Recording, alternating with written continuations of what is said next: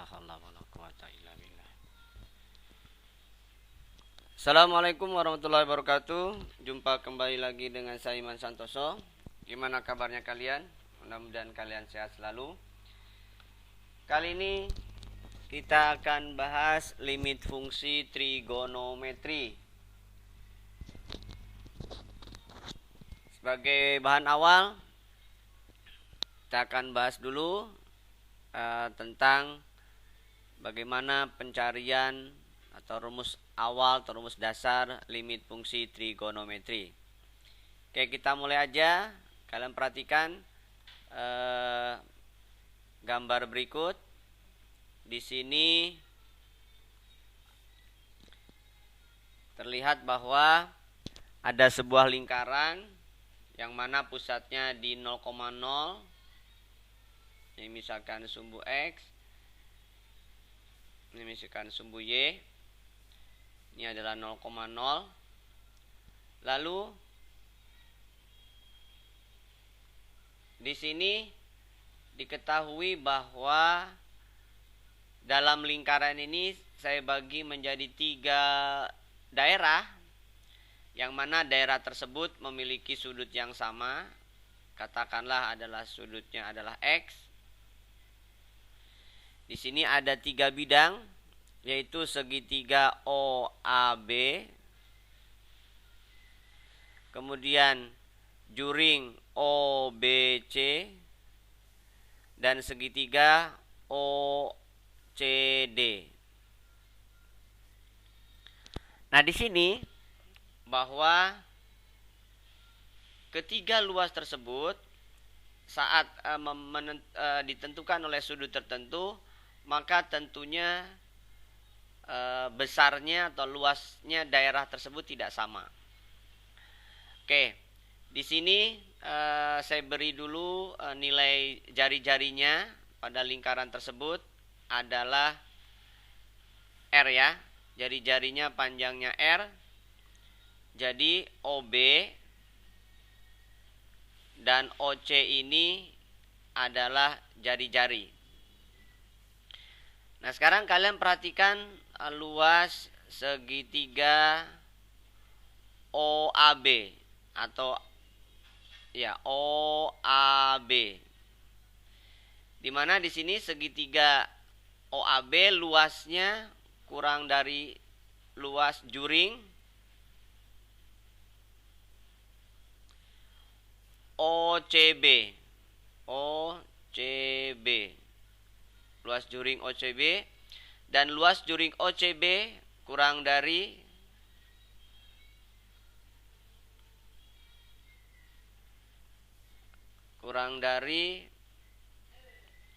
luas segitiga OCD. Nah, sekarang kalian perhatikan segitiga OAB. Segitiga OAB itu adalah setengah alas OA kali AB. Sedangkan luas juring adalah perbandingan sudut dengan keliling sudutnya. 2pi R dalam hal ini ya, 2pi ya. Satu putaran itu kan 2pi. Kali luas lingkarannya. Kemudian luas segitiga OCB adalah setengah, alasnya adalah OC, tingginya adalah CD. Nah, sekarang kalian perhatikan OA. OA di sini adalah sisi yang diapit oleh sudut X. Berarti OA bisa kalian ganti dengan cos ya. OB cos X. Sedangkan AB, nah jadi kalian perhatikan segitiga OAB di sini bahwa cos X adalah OA per OB atau OA per R. Kemudian yang kedua, AB itu berarti sinus. Sinus X adalah AB per OB atau boleh juga AB per R. Gitu ya. Nah, sehingga AB bisa kalian ganti. Jadi OA bisa kalian ganti, AB bisa kalian ganti. Jadi OA itu adalah R cos X. Sedangkan AB adalah R sin X. Nah, jadi yang OB ini bisa aja kalian langsung ganti menjadi R ya. Jadi ini adalah R cos X. Begitupun AB adalah R sin X. Oke. X per 2pi tetap. Lalu luas lingkaran itu kan pi R kuadrat. Pi R kuadrat. Sedangkan di sini OC. Perhatikan OC. Kalian perhatikan segitiga OCD. Pada segitiga OCD, seperti halnya yang ini, perhatikan kalau kita ingin mendapatkan OC itu kan samping sudutnya. Sedangkan CD itu kan sisi depannya. Oke, berarti kita bisa menentukan bahwa tangan X adalah CD per OC. Atau dengan kata lain, bahwa CD itu adalah R tangan X. Nah, OC itu adalah R. CD itu adalah R tangan X. Gitu ya. Nah, dengan demikian maka didapat setengah, kumpulkan R-nya jadi R kuadrat semua. Kemudian cos X kali sin X. Kemudian yang ini pi-nya coret ya. Karena sama-sama ada pi. Ini pi. Berarti ini adalah X R kuadrat per 2. Kurang dari setengah R kuadrat tangan X. Oke. Masing-masing semuanya ada setengah. Ada setengah. Kedua ruas ada R kuadrat. Bagi. Nah, sehingga yang tersisa tinggal sin cos X sin X kurang dari X kurang dari tangan X. Nah, dari sini semuanya kita bagi dengan sinus X. Berarti yang sebelah kiri menjadi cos X, yang tengah menjadi X per sin X. Kemudian yang kanan, ingat tangan itu sin per cos. Jadi kalau dibagi sin berarti seper cos. Gitu ya. Nah, pada saat kalian nyatakan X-nya itu menuju sebuah bilangan 0, artinya berarti BC bergerak menuju B menuju C, D juga menuju C. Maka B menuju D, B menuju C maksud saya.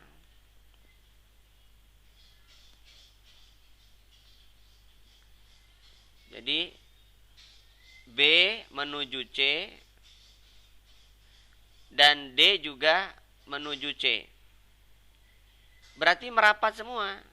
Dengan kata lain, karena dia mendekat, maka kita katakan limit X menuju 0 untuk cos X kurang dari limit X menuju 0 untuk X per sinus X kan, kurang dari limit X menuju 0 untuk seper cos X. Bisa ngerti ya?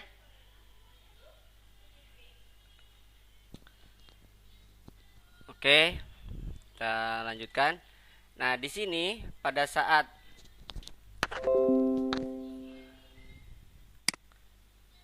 X-nya itu menuju 0, maka yang sebelah kiri tinggal disubstitusikan saja sehingga didapat cos 0 kurang dari limit X menuju 0 X per sin X kurang dari 1 per cos 0.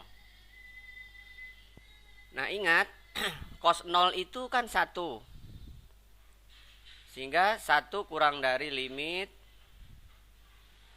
X kurang dari 0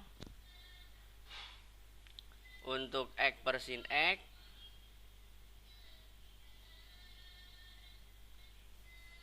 kurang dari 1. Nah, ini artinya bahwa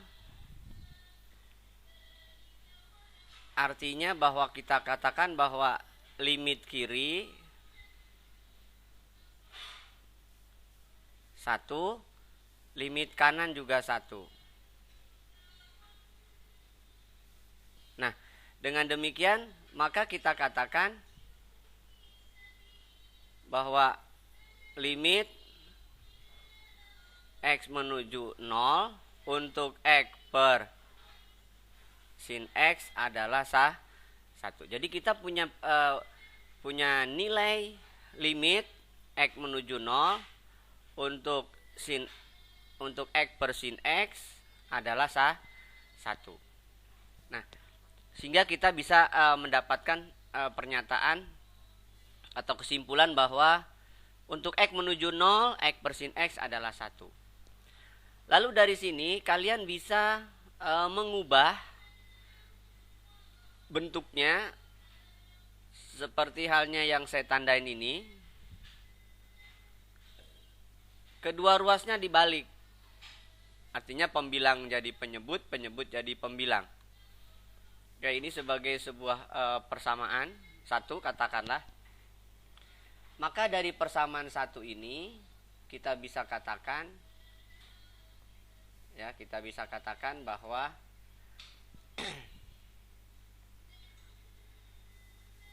jadi dari persamaan 1 kita balik. Berarti 1 per cos, tandanya berarti berubah kalau dibalik.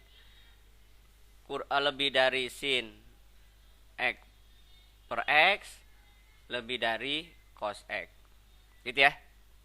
Nah, karena ini bentuknya tidak umum, maka secara umum berarti bisa kita katakan bahwa cos X kurang dari sin X per X kurang dari seper cos X. Nah, dengan cara yang sama untuk X mendekati 0, maka kita bisa dapatkan bahwa limit berarti kan X menuju 0 untuk cos X kurang dari limit X menuju 0 untuk sin X per X kurang dari limit X menuju 0 untuk seper cos X. Nah, dengan cara yang sama seperti yang tadi, berarti kita bisa katakan bahwa 1 kurang dari limit X kurang dari 0 untuk sin X per X kurang dari 1. Dengan demikian, maka kita simpulkan karena limit kiri sama dengan limit kanan, ya kan? Sama seperti halnya yang ini. Jadi kita katakan bahwa kalau limit kiri sama dengan limit kanan, berarti nilai limitnya ada. Ya. Jadi limit kiri sama dengan limit kanan, berarti kesimpulannya limit sin X per X menuju 0 ya. Per X menuju 0 adalah 1. Jadi kita punya dua rumus sekarang, atau dua nilai, bahwa limit sin X menuju 0 X per sin X sama dengan sin X per X. Itu adalah 1. Bisa dimengerti? Nah, dengan menggunakan rumus dasar ini, maka kita juga bisa menggunakan cara lain atau nilai lain dari pernyataan di sini. Saya kasih tanda, kalian perhatikan tandanya di sini. Saya beri tanda hijau aja ya. Nah, ini yang saya beri tanda hijau, perhatikan. Nah, pernyataan ini tadi dibagi dengan sin X. Nah, sekarang bagaimana kalau pernyataan itu kita bagi dengan cos X? Jadi, dari pernyataan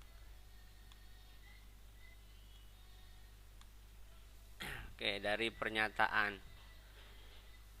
cos X sin X kurang dari X kurang dari tangen X ya.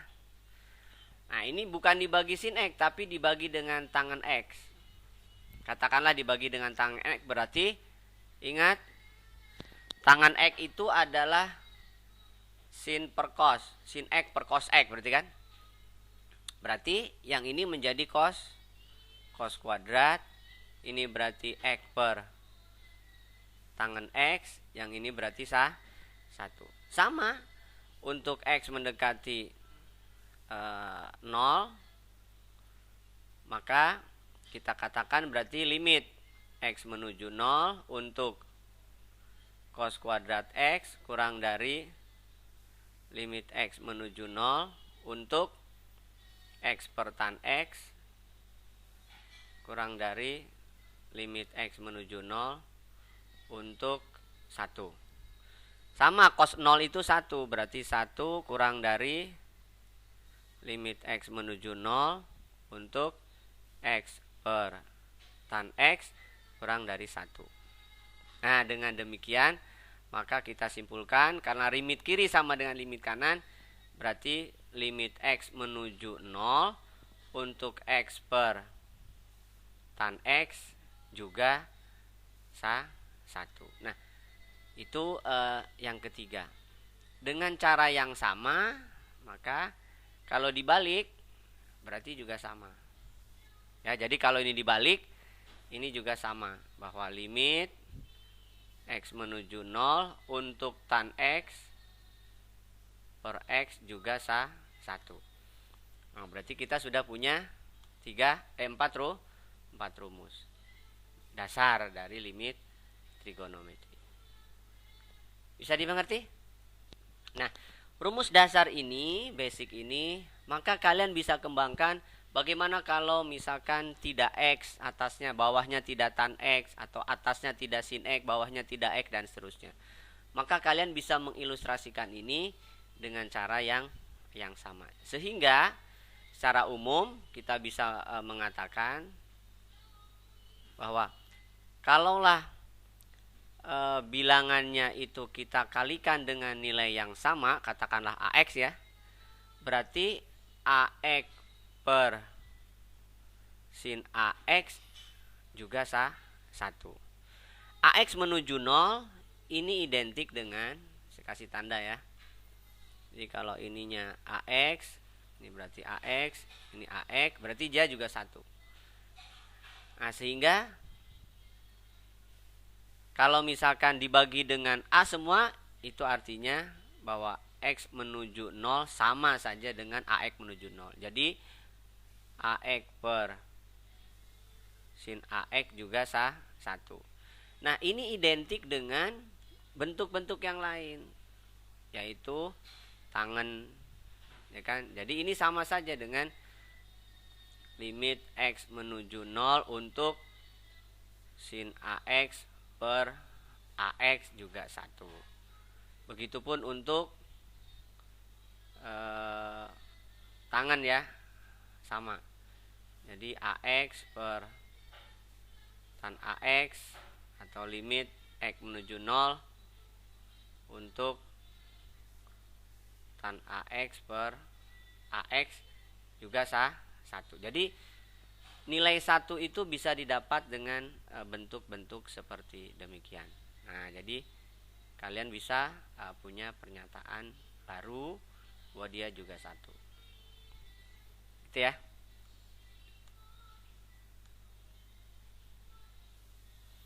Nah, jadi dia nilainya 1. Bisa dimengerti? Ya. Lalu bagaimana kalau atasnya tidak 1, bawahnya berbeda dengan atasnya dan seterusnya. Nah, sehingga kalian bisa mendapatkan pernyataan baru bahwa kalau misalkan atasnya AX tapi bawahnya misalkan tidak AX tapi BX, misalkan bagaimana? Sama saja. Di sini kalian bisa mendapatkan pernyataan seperti apa. Oke, kalian bisa temukan bagaimana rumusnya. Saksikan video berikutnya untuk mendapatkan jawaban tersebut. Sekian dulu dari saya. Kurang lebihnya mohon maaf. Jangan lupa kalian ulang dari atas, dari pertama kali menemukan rumus itu, sehingga kalian bisa memahami apa yang harus kalian perhatikan untuk menyelesaikan limit-limit trigonometri berikutnya. Sekian dari saya, kurang lebihnya mohon maaf. Mudah-mudahan bermanfaat. Assalamualaikum warahmatullahi wabarakatuh. Jangan lupa subscribe, like, and share.